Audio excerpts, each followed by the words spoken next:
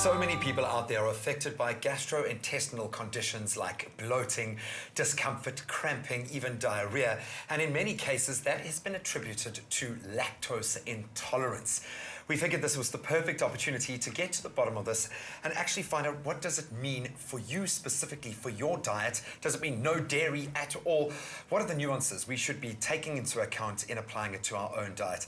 Naazneem, I suppose the first and most obvious question is, what is lactose actually, and why do we have such a predisposition to be, as a species, to be so intolerant of it?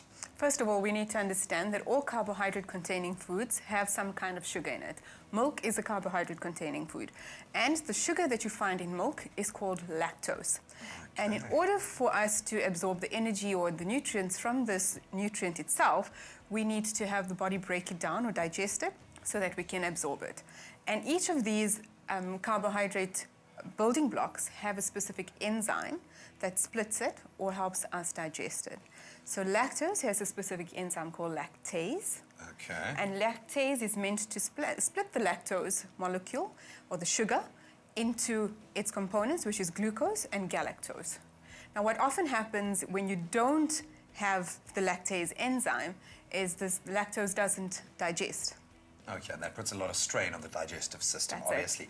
I'm also thinking that obviously as a baby you are built to obviously break down milk. That is what it greets us into this world. So is it attached to a phase of life? Is it something that you can kind of become less tolerant of as you grow older, or you either one way or the other? No, I think before we actually say that anybody's lactose intolerant, it's important to be able to understand what it really means and to have it diagnosed. Because there's no sense in just staying away from dairy and dairy products because you think that you are intolerant. And we have to separate intolerance from allergy, because obviously there's a big difference. The intolerance, like I said, is about not being able to break down the sugar, and as a result that sugar stays in the system and it ferments, and the fermentation then causes some gas and bloating and other types of discomforts. But as soon as you have the enzyme, it obviously then metabolizes that nutrient and then it gets absorbed.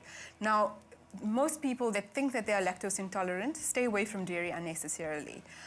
So you need to make sure that you are indeed lactose intolerant before you stay away from that, because obviously dairy has specific nutrients and benefits that you want to take in. Yeah, and it's stuff that your body is primed to take in as well. So where do we begin once we've been diagnosed and we now confirm that we do have a lactose intolerance, missing those vital enzymes? How do we adjust our diet? So most of all, I think mostly people can take in a little bit of dairy or lactose, or if it's spread across the day.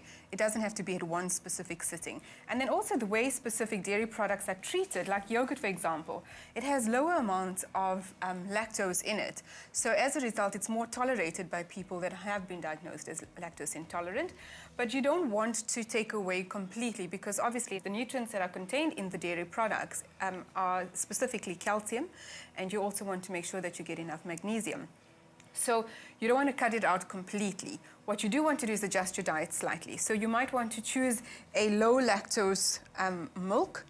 Okay, it still has all the calcium and whatever other benefits normal milk would have. It just doesn't have the lactose. Then things like almonds have a certain amount of calcium that you could absorb from. Used to supplement, great. Absolutely. Cheese, of course, very low amounts of lactose because it's been fermented and it's been processed. So you'll get your calcium out of that as well. And then if you really want to, you could actually enjoy some fish that have edible bones. So if you're just eating the spine or the bone, the vertebra of the actual fish, that in itself, because it's bone, it has all the calcium that you need. So ultimately the most important thing is just everything in moderation, and get it confirmed by a health professional, a doctor or a nutritionist. Yeah, and you know, different people have different reactions. So at most it will be a bit of a trial and error. But essentially, you know, once you've figured out what works for you and what doesn't work for you, I mean, that can hold you through forever. You can start training yourself into eating more lactose-containing foods, because then once you start exercising that enzyme, in some cases, it can actually start working again, some cases not. body is an amazing thing, Naazneem. Thank you Absolutely. so much.